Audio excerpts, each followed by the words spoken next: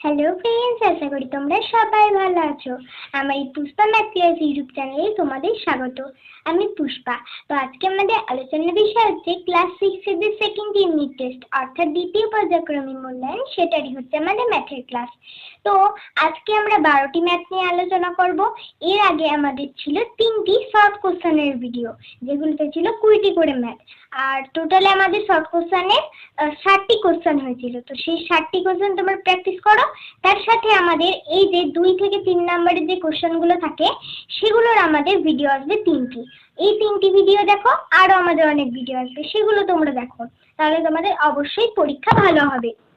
আর এই ভিডিওগুলোতে যে ম্যাথগুলো থাকবে সেগুলো অবশ্যই কমন আসবে, তোমরা কিন্তু দেখো, যাতে তোমাদের পরীক্ষাতে যদি কোনো অঙ্ক আসে এই ভিডিওগুলোর মধ্যে, যে ম্যাথগুলো থাকবে সেগুলোর মধ্যে, তাহলে তোমাদের যাতে কোনো ভুল না হয়, এই জন্য কিন্তু বলা। তো চলো আর দেরি না করে আমরা এবার ভিডিওর দিকে যাই।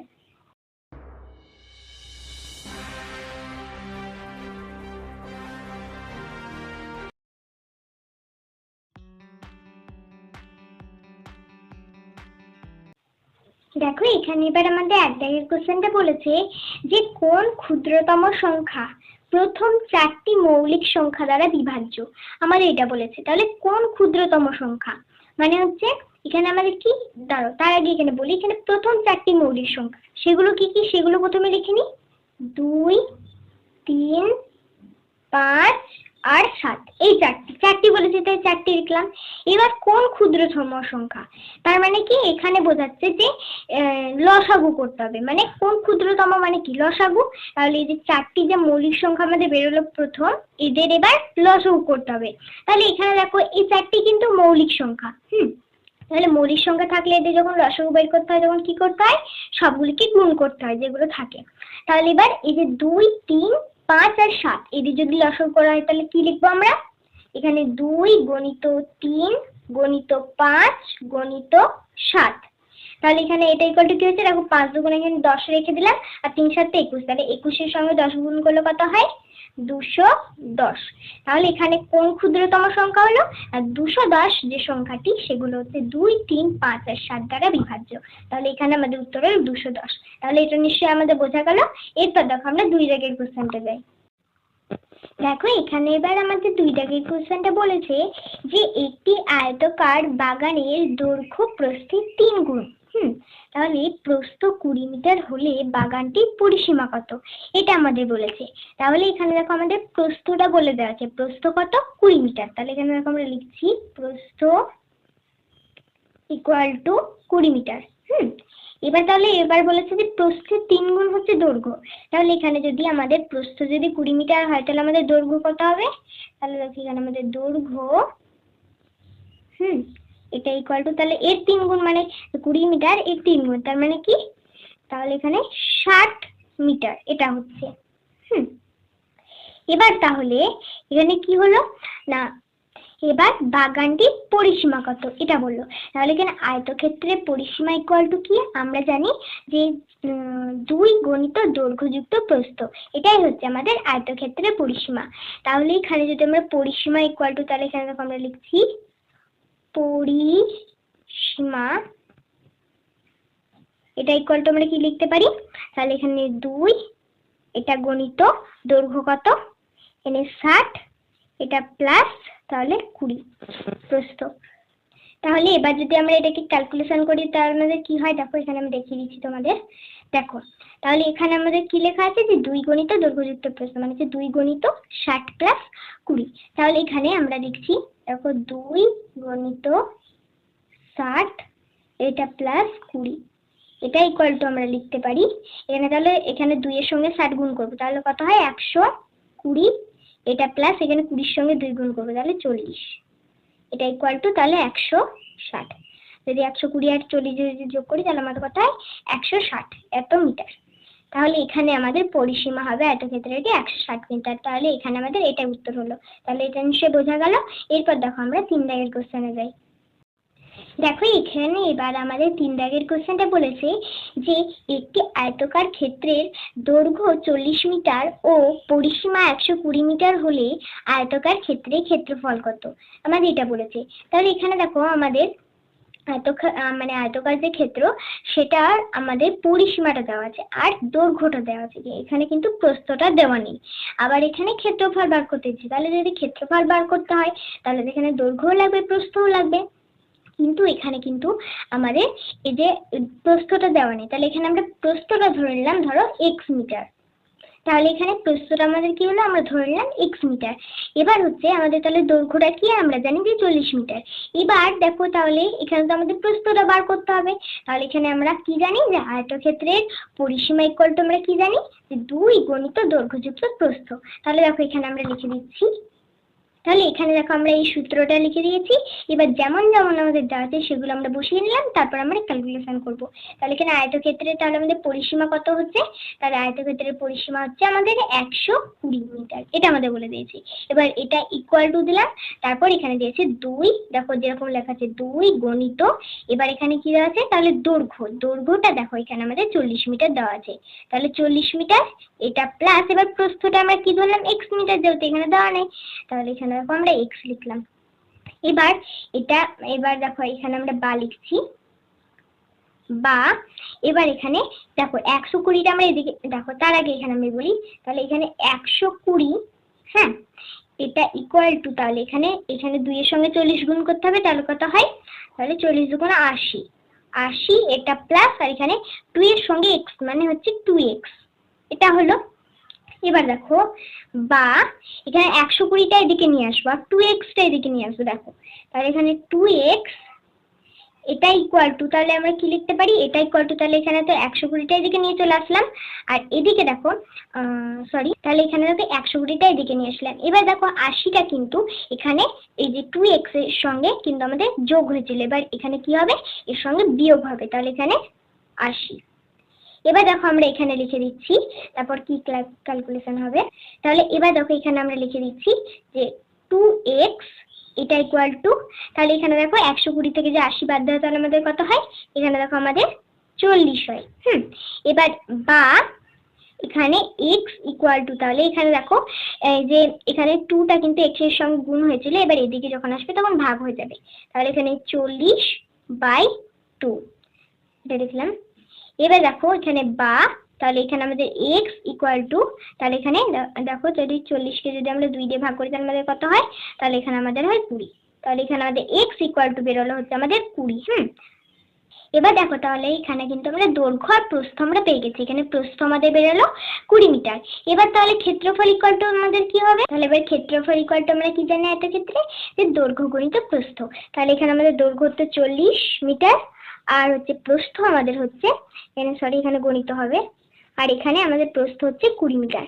তাহলে এটা ইকুয়াল টু আমরা কি লিখতে পারি, দুটো যদি গুণ করি তাহলে এখানে 4 দুগুণ হয় 8 আর 2টো শূন্য, এত বর্গ মিটার। তাহলে এখানে কিন্তু আমাদের ক্ষেত্রফলটা এখানে ক্ষেত্রফলটা আমাদের হলো 800 মিটার। এভাবে কিন্তু কোনটার পর কি বলেছে সেটা কিন্তু তোমরা বুঝে বুঝে করতে হবে, তাহলে এটা নিশ্চয়ই বোঝা গেল। এরপর দেখো আমরা 4 দাগের কোশ্চেনে যাই। দেখো এখানে এবার আমাদের 4 দাগের কোশ্চেনটা বলেছে যে একটি গ্রামের জনসংখ্যা 26,250 জন হয়, যদি বার্ষিক 4% হারে জনসংখ্যা বৃদ্ধি পায়, তবে 2 বছর পরে ওই গ্রামের জনসংখ্যা কত হবে। আমাদের এটা বলেছে, এখানে দেখো 4% হারে বৃদ্ধি করছে আর এখানে 2 বছর পর বলেছে, কিন্তু এখানে ডাইরেক্ট কিন্তু 2 বছর পরে কত হবে এটা বার করে দিলে কিন্তু আমাদের হবে না, তাহলে কিন্তু তোমাদের ভুল হয়ে যাবে। এখানে কিন্তু আমাদের 1 বছর পর পর এভাবে কিন্তু বার করতে হবে। তাহলে এখানে দেখো আমরা করছি যে এই যে, তাহলে দেখো এখানে আমরা করছি যে 100 জনে 4 জন বাড়ে, তাহলে 26,250 জনে কতজন বাড়বে, এটা কিন্তু আমাদের বার করতে হবে। দেখো এখানে তাহলে আমরা বার করছি যে 100 জনে 4 জন বাড়ে, এখানে কিন্তু আমি শর্টকাটে করছি, তোমরা কিন্তু লিখে লিখে করবে।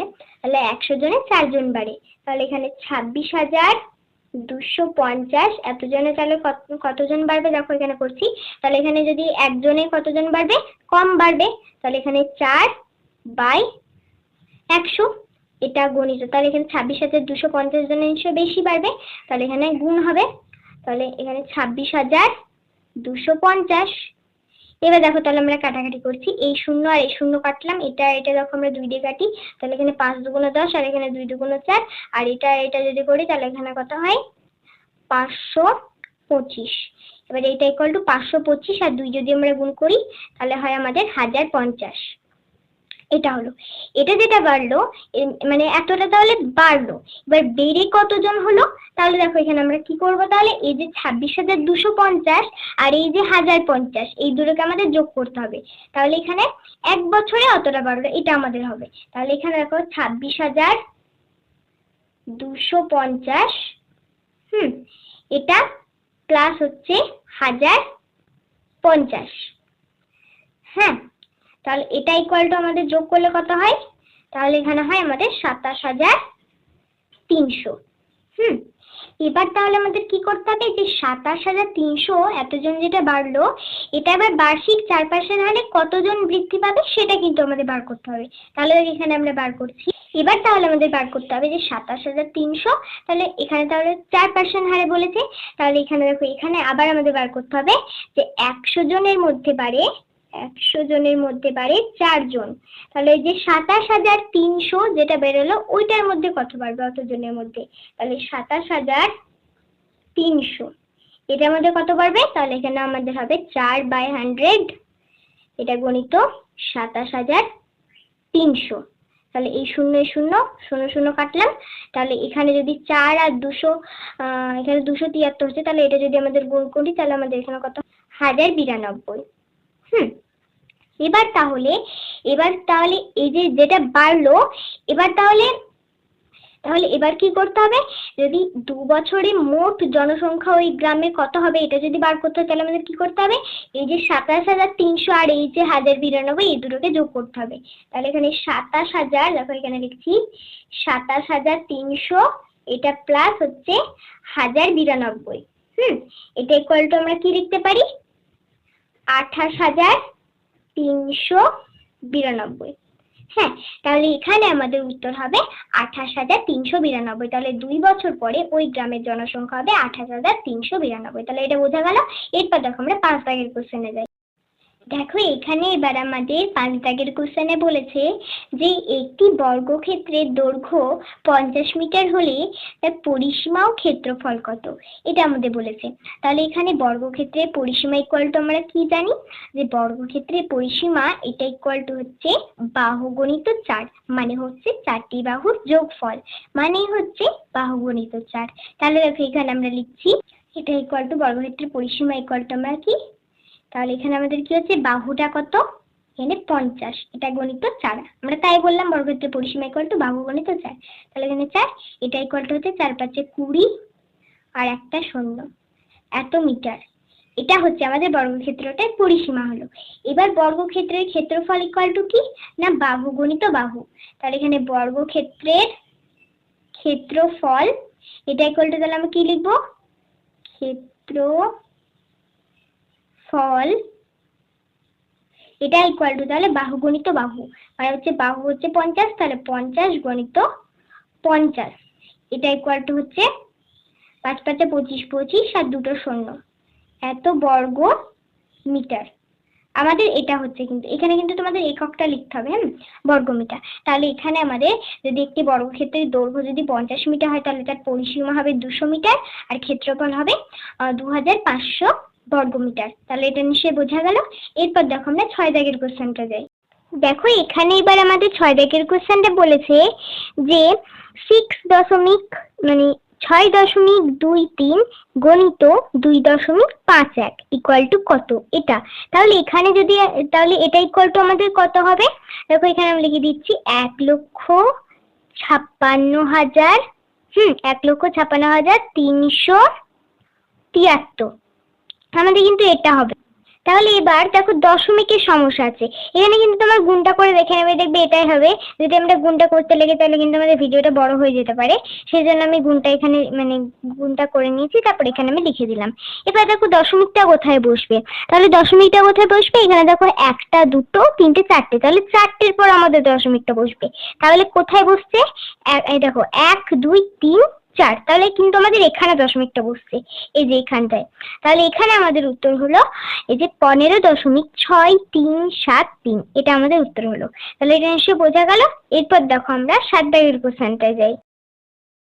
দেখো এখানে এবার আমাদের 7 দাগের কোশ্চেনে বলেছে একটি বিশেষ ধরনের পিতলের 75% তামা, বাকিটা দস্তা আছে।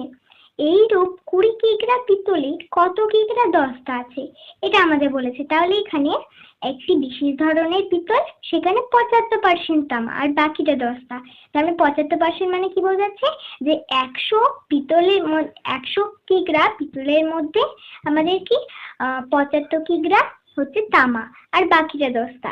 তাহলে এখানে আমাদের যদি দস্তা আছে, এই যে 100-র মধ্যে কতটা দস্তা আছে সেটা যদি আমরা বার করি তাহলে কি হবে, এখানে তাহলে দস্তা আছে,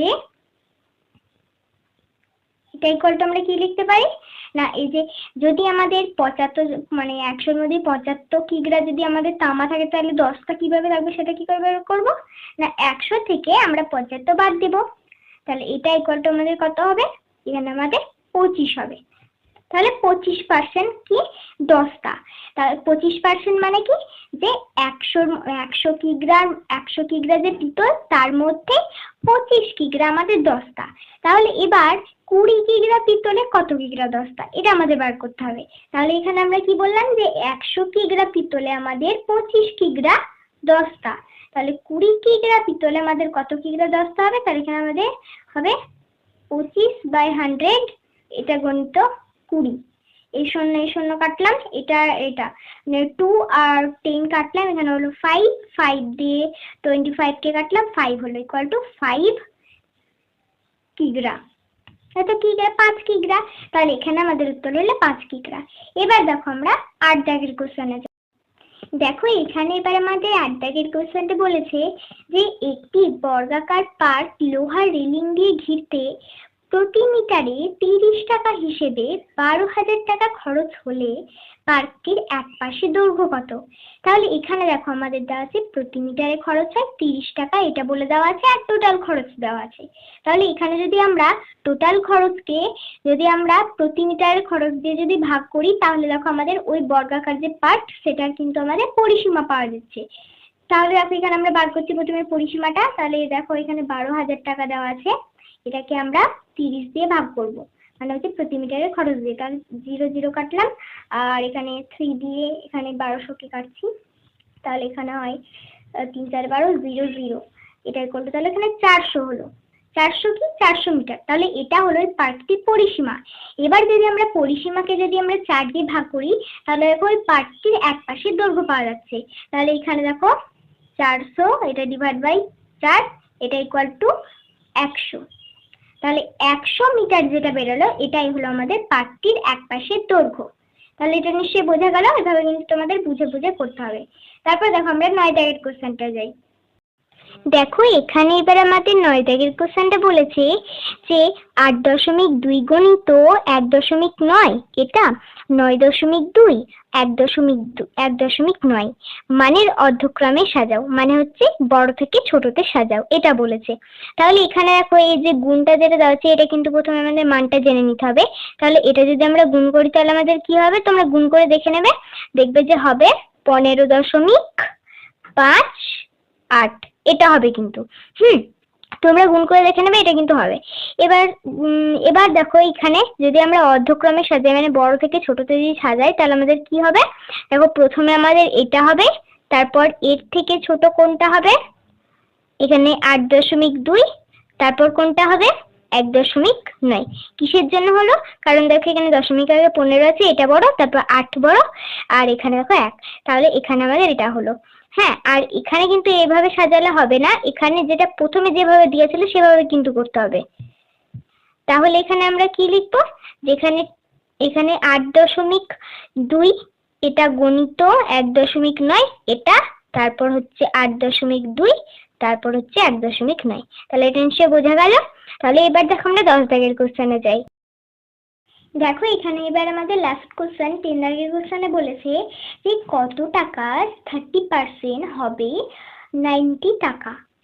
এটা তাহলে এখানে কত টাকা, এখানে যদি আমরা এক্স ধরি, কত টাকা যেটা বলছে সেটা আমরা এক্স টাকা ধরলাম। তাহলে এখানে দেখো আমরা এক্স টাকা এর মানে এখানে গণিত 30% মানে হচ্ছে 30/100, এটা ইকুয়ালটি হচ্ছে 90। বা এখানে দেখো এখানে এই 0 0 কাটলাম, তাহলে এখানে হচ্ছে আমাদের 3x/10, এটা ইকুয়ালটি হচ্ছে 90। বা এখানে 3x টা এদিকে রেখে দিলাম, ইকুয়াল টু এদিকে দেখো 10টা 3x এর সঙ্গে ভাগ হয়েছিল, এদিকে আসলে আমাদের কি হবে, গুণ হবে। তাহলে এখানে 90, এটা গণিত 10। দেখো এখানে এবার আমরা আবার করছি। বা এখানে আমাদের তাহলে কি হচ্ছে 3x, এটা ইকুয়াল টু হচ্ছে 90 আর 10 গুণ করলে কত হয়, এখানে 900 হয়। বা এখানে তাহলে x ইকুয়াল টু এদিকে দেখো আমাদের 3টা x এর সঙ্গে গুণ হয়েছিল, এদিকে এসে ভাগ হয়ে যাবে। তাহলে এখানে আমাদের 900/3। তাহলে এবার দেখো এখানে কাটাকাটি করে দিচ্ছি, এখানে তাহলে কত হয়, 3 3 9 0 0। বা তাহলে x ইকুয়াল টু আমাদের কত হয়, 300। তাহলে এখানে মানে হচ্ছে 300। এবার তাহলে এভাবে কিন্তু x এর মানটা আমরা বের করে নিতে পারি, কত টাকা সেটা আমরা x ধরেছিলাম। তাহলে এখানে 300 হলো। তাহলে এভাবে কিন্তু করতে পারবা। আবার তোমরা শর্টকাটেও করতে পারো, সেটা কি হবে, তোমরা সরাসরি করে দেবে যে 30% ইকুয়াল টু হচ্ছে 90 টাকা, তাহলে 100% ইকুয়াল টু কত টাকা। এভাবে করলেও কিন্তু হবে, তোমরা যেভাবেই করবে সেভাবেই কিন্তু হবে। তাহলে এখানে আমাদের উত্তর হলো 300। তাহলে এটা নিশ্চয়ই তোমাদের বোঝা ছিল। এটাই ছিল আমাদের লাস্ট কোশ্চেন। তো আজকে আমরা টোটালি 10টি কোশ্চেন করলাম। এভাবে যদি আমরা প্র্যাকটিস করতে থাকি তাহলে অবশ্যই কিন্তু আমাদের পরীক্ষা ভালো হবে। আর যদি পরীক্ষা ভালো করতে হয় তাহলে কিন্তু অবশ্যই তোমাদের প্র্যাকটিস করতে হবে। প্র্যাকটিস করো তাহলে অবশ্যই পরীক্ষা ভালো হবে। আর তোমাদের বলি, এই যে আমি অঙ্কগুলো প্র্যাকটিস করাচ্ছি তোমাদের, তাহলে এগুলো কি তোমাদের বুঝতে কোনো অসুবিধা হচ্ছে? যদি হয়ে থাকে তাহলে কিন্তু তোমরা জানাতে পারো আমাকে কমেন্ট করে, আমি তোমাদের আরেকবার করে বুঝিয়ে দেওয়ার চেষ্টা করব। আর তোমাদের যদি আরো কোনো ইউনিক কোনো ভিডিও যদি প্রয়োজন হয় তাহলে কিন্তু তোমরা কমেন্ট করে জানাতে পারো। বা কোনো চ্যাপ্টার ওয়াইজ যদি কোনো ভিডিও চাই সেগুলো কিন্তু তোমরা জানাতে পারো, তাহলে আমি কিন্তু তোমাদের ওই ভিডিওগুলো শেয়ার করার চেষ্টা করব। তাহলে তোমরা কিন্তু জানাবে অবশ্যই। আর তোমাদের যদি এই ভিডিওটা ভালো লেগে থাকে অবশ্যই লাইক কমেন্ট শেয়ার আবার সাবস্ক্রাইব করে দেবে। যারা সাবস্ক্রাইব করে দিয়েছে তাদেরকে অসংখ্য ধন্যবাদ, আর যারা করেন তাদেরকে বলি এক্ষুনি করে দাও। তার কারণ হচ্ছে পরবর্তী যে ভিডিওগুলো আমাদের আপলোড হবে সেগুলো তোমাদের কাছে কিন্তু আগেই চলে যায়, এই জন্যই কিন্তু বলা। তো আজকের মতো এখানেই, পরবর্তী ভিডিও তোমাদের আবার দেখা হচ্ছে। আর এই ভিডিওটা সম্পূর্ণ দেখার জন্য তোমাদেরকে অসংখ্য ধন্যবাদ। টাটা।